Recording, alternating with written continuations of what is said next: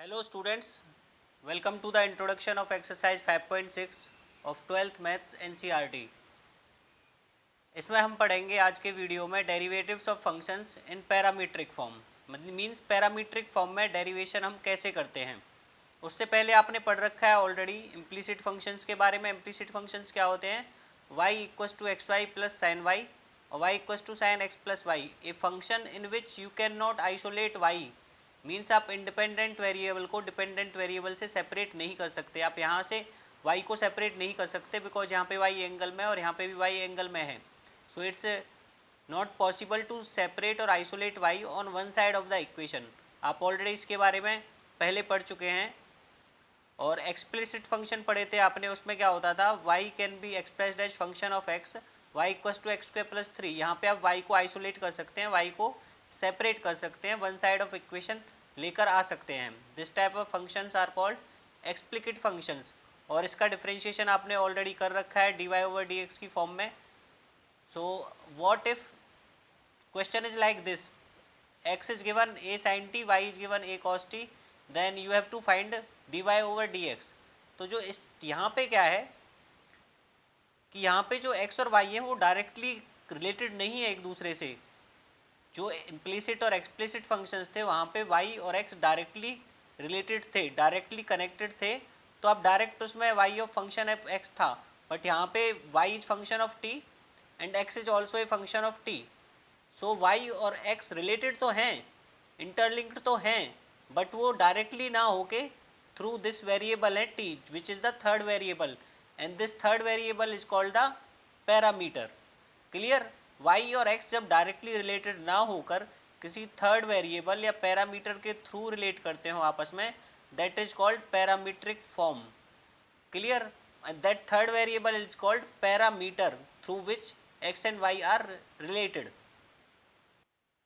सो आपकी basic definition of derivative function in parametric form की हो जाती है, a relation expressed between two variable x and y in the form x equals to f t and y equals to gt is said to be parametric form with t as parameter। और ऐसा नहीं है कि हमेशा t ही parameter होगा। Suppose मैं example लेता हूँ x equals to a cos theta, y equals to a sin theta. यहाँ पे x और y रिलेटेड है बट अकॉर्डिंग टू थीटा। तो यहाँ पे पैरामीटर क्या है? यहाँ पे पैरामीटर थीटा है। सो जो भी थर्ड वेरिएबल होगा दैट इज कॉल्ड पैरामीटर। और इस टाइप के क्वेश्चन में हम dy ओवर dx कैसे निकालेंगे वो आगे देखते हैं। dy ओवर dx होता है dy over d theta upon d x by d theta. यहाँ पे आपको ऐसे नहीं सोचना है कि डी थीटा से डी थीटा कैंसिल आउट हो गया। D y over d theta अपने आप में एक टर्म है और d x by d theta भी अपने आप में एक टर्म है। ये फॉर्मेट है पैरामीट्रिक फॉर्म को सॉल्व करने का, ना कि यहाँ पे थीटा कैंसिल आउट करेंगे। क्लियर? पैरामीट्रिक फॉर्म के डेरिवेशंस को ही हम एक और नेम से बोल सकते हैं, differentiation of one function with respect to another function. So उसके बारे में बात करते हैं। Suppose you are given x equals to a cos theta and y equals to a sin theta. So यहाँ पे x is function of theta and y is also a function of theta। यहाँ पे आप dy over dx निकाल रहे हैं, means you are differentiating y with respect to x, means you are differentiating g theta with respect to f theta, that is differentiation of one function with respect to another function। So अब हम यहाँ पे एक दो example देखते हैं कि parametric form का डेरिवेशन हम कैसे फाइंड आउट करते हैं। Suppose you have x equals to cos theta and y equals to sine theta, a sine theta. So आपको कैसे करना है? D x by d theta निकालेंगे आप। Differentiation of x with respect to theta, a का a होगा और a constant है तो आगे आ जाएगा a, और कॉस थीटा का होता है माइनस साइन थीटा तो माइनस a साइन थीटा। यहाँ पे a कांस्टेंट है तो आगे आएगा, साइन थीटा का होता है cos theta. Clear? D y over d x होता है आपका d y over d theta upon d x by d theta. तो आप इनकी वैल्यूज पुट करेंगे।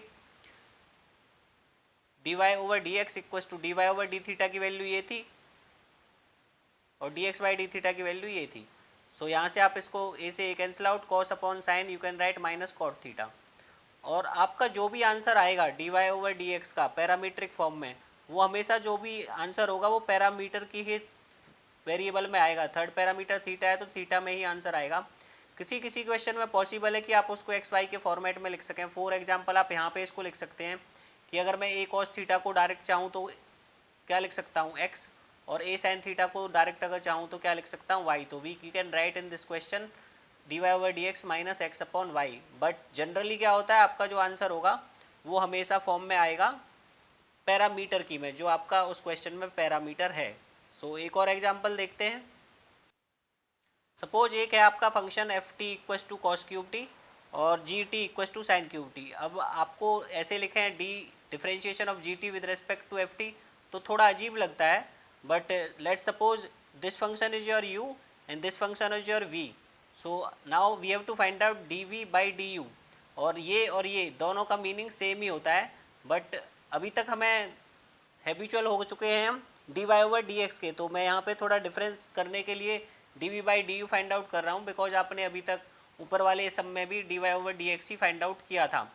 सो आप इसको कैसे करेंगे, अब यहाँ पे देखो आप वी फंक्शन का with respect to u function differentiate कर रहे हैं, तो इसका मतलब है function of differentiation of function v with respect to function u, that's why it is called function of one differentiation of one function with respect to another function. एक function का दूसरे फंक्शन की रेस्पेक्ट में differentiation करना भी parametric form का ही part होता है, या उसको ही हम बोलते हैं। So u equals to a cos cube t, तो इसका डिफरेंशिएशन करेंगे d u by d t equals to d by d t of cos cube t. Cos cube t को हम लिख सकते हैं कॉस टी की पावर होल क्यूब, सो इसका क्या होगा 3 कॉस स्क्वायर टी, और कॉस टी का आप करोगे तो sine t minus sine t. So d y over D T आया आपका ये। Similarly v sine cube t, तो वी का आप फाइंड आउट करेंगे, so d v by d t will be 3 sine square t cos t. Clear, अब आपको ये आता ही होगा डिफरेंशिएशन करना। So d v by d u क्या होगा आपका d v by d t upon d u by d t, तो हम d v by d t की वैल्यू पुट कर देंगे यहाँ से, और D u by d t की वैल्यू यहाँ से पुट कर देंगे, तो ये होगा कैंसिल आउट होने के बाद minus T upon cos T, that will be minus 10 T. अब यहाँ पे इसको v और u के फॉर्म में लिखना इम्पॉसिबल है, सो इट्स नॉट नेसेसरी कि आपका आंसर हमेशा y x की फॉर्म में ही आए। पैरामीट्रिक फॉर्म में आपका मोस्ट ऑफ द क्वेश्चंस में जो आपका आंसर आएगा वो थर्ड पैरामीटर जो आपको दे रखा है, थर्ड वेरिएबल जो दे रखा है, उसी की फॉर्म में आएगा। बाकी आपके फॉर्मूले सेम ही रहेंगे जो आपने अभी तक किए थे। आई होप ये क्लियर होगा। नेक्स्ट वीडियो में हम एक्सरसाइज को सॉल्व करेंगे, एक्सरसाइज 5.6, और बाकी आप वीडियो को देखें, आई एम श्योर आपके डाउट्स क्लियर हो जाएंगे। Thank you very much.